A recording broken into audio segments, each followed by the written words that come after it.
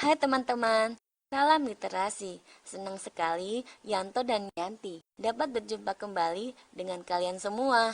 Kali ini kita akan belajar bahasa Indonesia dengan materi yang baru, yaitu tentang majas di dalam puisi. Puisi sangat identik dengan bahasa yang tidak lugas, figuratif, dan bermajas. Majas. Masih ingatkah teman-teman tentang majas? Majas atau gaya bahasa adalah suatu cara mengekspresikan pikiran dan perasaan dengan bahasa yang indah. Majas digunakan untuk meningkatkan efek dan menjelaskan gagasan sehingga dapat dimengerti baik oleh pembaca maupun pendengar. Ada 5 jenis majas yang perlu kalian ketahui. Apa saja ya teman-teman? Majas perbandingan meliputi personifikasi, metafora, eufemisme, pas pro toto, totem pro parte, alegori, hiperbola, simbolik, litotes, alusio, metonimia, dan antonomasia. Majas sindiran meliputi ironi, sinisme, dan sarkasme. Majas penegasan meliputi pleonasme, repetisi, tautologi, simetri, klimaks, antiklimak, dan retorik. Majas pertentangan meliputi antitesis, paradoks, dan kontradiksio interminis. Majas pengulangan meliputi repetisi, paralelisme, anafora, dan epifora. Wah, banyak ya teman-teman. Nah, dari sekian banyaknya majas tadi yang sering muncul dalam soal yang berkaitan dengan puisi adalah sebagai berikut. Misalnya, kutipan puisi karya Chairil Anwar.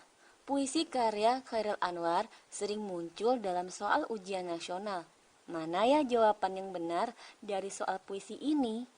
Sebelum menjawab, mari kita ketahui arti dari setiap pilihan jawaban yang tersedia pada soal. Pertama, metafora. Metafora adalah majas perbandingan langsung.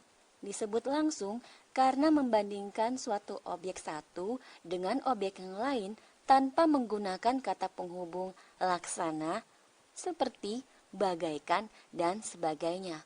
Contoh kalimatnya, kembang desa itu bernama Yanti.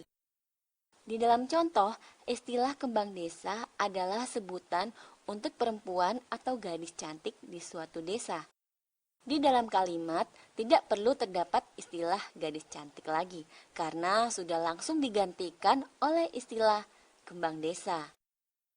Kedua, personifikasi. Personifikasi adalah gaya bahasa yang membuat benda atau hewan terkesan memiliki sifat seperti manusia. Contoh kalimatnya, burung kenari bernyanyi pada siang hari. Ungkapan burung kenari bernyanyi dalam kalimat tersebut memberikan kesan bahwa burung yang biasanya berkicau seolah-olah memiliki sifat seperti manusia yang bisa bernyanyi. Ketiga, hiperbola. Hiperbola yaitu gaya bahasa yang menyatakan sesuatu dengan kesan berlebihan, bahkan hampir tidak masuk akal. Contoh, Jono memeras keringat demi anak-anaknya. Ungkapan memeras keringat tidak mungkin dilakukan dalam dunia nyata karena tetesan keringat tidak dapat diperas. Kalimat memeras keringat mengungkapkan arti dari bekerja dengan keras. Keempat, ironi. Ironi adalah majas sindiran yang menyatakan sebaliknya dari apa yang sebenarnya dengan maksud untuk menyindir seseorang. Contoh, kertas ulanganmu sungguh indah, dihiasi dengan warna merah merona. Kenyataannya yang terjadi sebaliknya, kertas ulangannya sangat jelek dengan nilai yang rendah. Kelima, paralelisme anafora dan epifora. Paralelisme adalah pengulangan kata pada baris atau bait lain dalam puisi secara acak. Perhatikan contoh berikut. Di ujung cakrawala, senja temaram, bersimpu di ujung cahaya. dan derita ini tak memiliki ujung. Kata ujung pada baris pertama berada di awal, kemudian diulang di baris kedua bagian tengah, dan diulang kembali pada baris ketika bagian akhir. Lalu, bagaimana dengan paralelisme anafora dan epifora? Anafora adalah pengulangan kata atau frasa di awal baris sebuah puisi. Contohnya, di sini aku berdiri, di sini, di tempat ini, di sini semua janji ku tepati. Dalam puisi tersebut, frasa di sini dituliskan atau dipakai secara berulang dan berturut-turut di 3 baris puisi tersebut. Sedangkan epifora adalah pengulangan kata atau frasa di akhir baris sebuah puisi. Perhatikan contoh berikut. Segala puji hanya padamu, segala doa tertuju kepadamu, hidup kembaliku kepadamu. Kata kepadamu diulang di setiap baris pada bagian akhir.